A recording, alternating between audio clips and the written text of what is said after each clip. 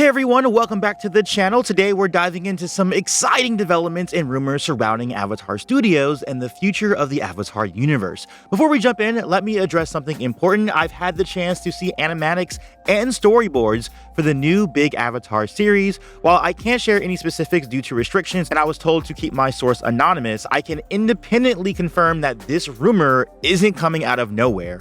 However, I don't know if Night Edge Media, who reported this, has the same source as I do, so we are just, talking about the same leak that we both saw, or if this might be independent and something entirely different, which will make this even a stronger rumor, something that can one day be confirmed. But let's go ahead and talk about it.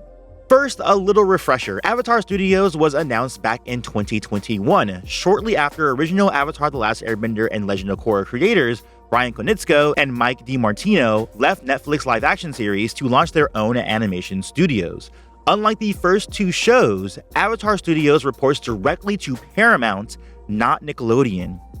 Right now, the studio is hard at work at their first feature-length film, an Avatar movie set to hit theaters on January 20th, 2026, which you can see more about in this video here. Alongside this, Avatar Studios is also developing 3 additional standalone feature films, potentially focusing on Avatar Kyoshi, Korra, and Fire Lord Zuko as an adult.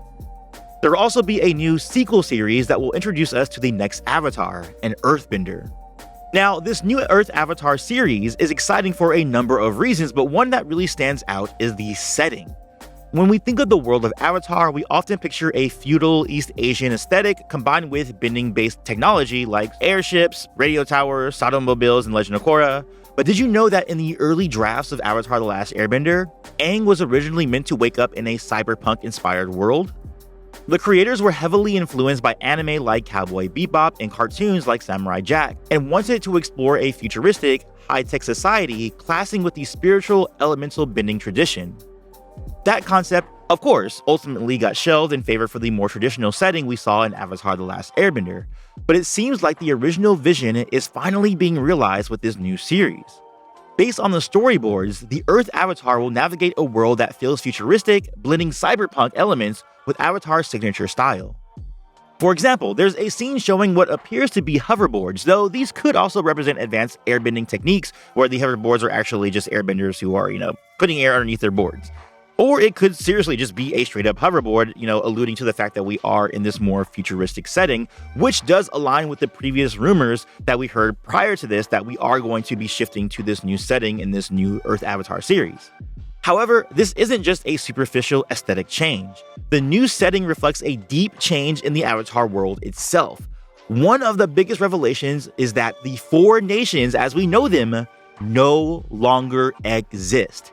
Instead, the series will establish a cataclysmic event, one that Avatar Korra will have to face, that reshapes the entire world.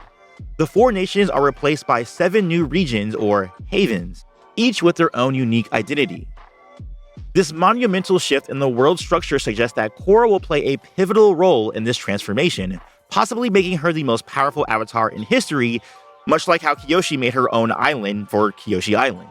Imagine being tasked with not only saving the world, but also reshaping its entire political, cultural, and spiritual landscape. This event is also likely what leads Korra to her death and the reincarnation of the next Earth Avatar. Which is funny because it's somewhat similar to what happened with Avatar Genji, which is that fan project that people thought was real, in which Korra died in a big explosion. It could be something similar to that in this scenario.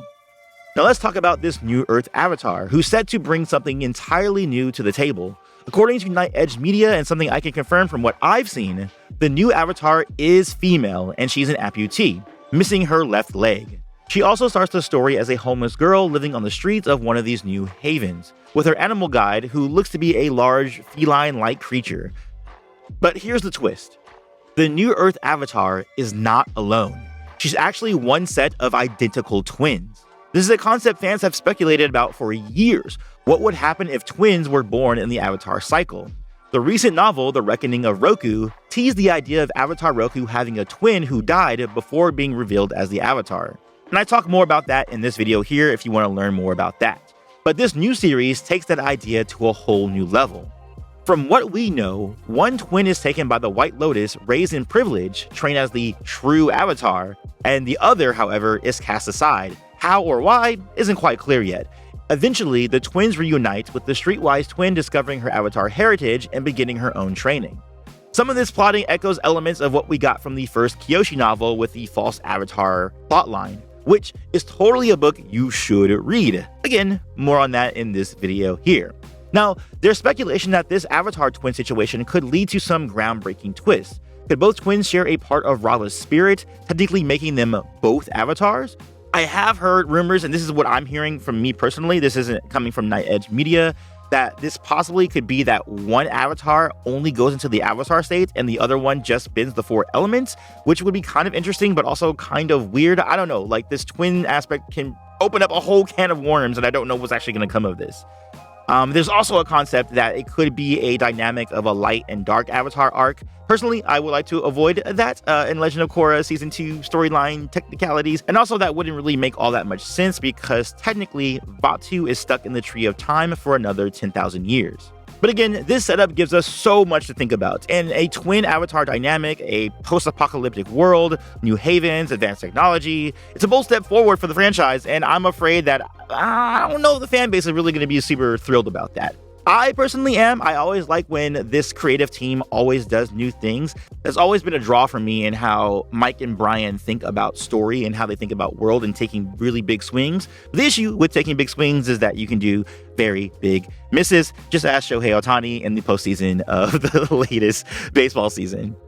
But anyway, what do you all think? Could this twin avatar concept redefine the series? Are you excited for a futuristic setting in the Avatar universe? Or do you think this is too much of a change to the core of the Avatar series? Let me know in the comments below, and check out this video on screen if you're a fan of Avatar. I'll catch you on the next one, and as always, peace, love, and remember, be water, my friends.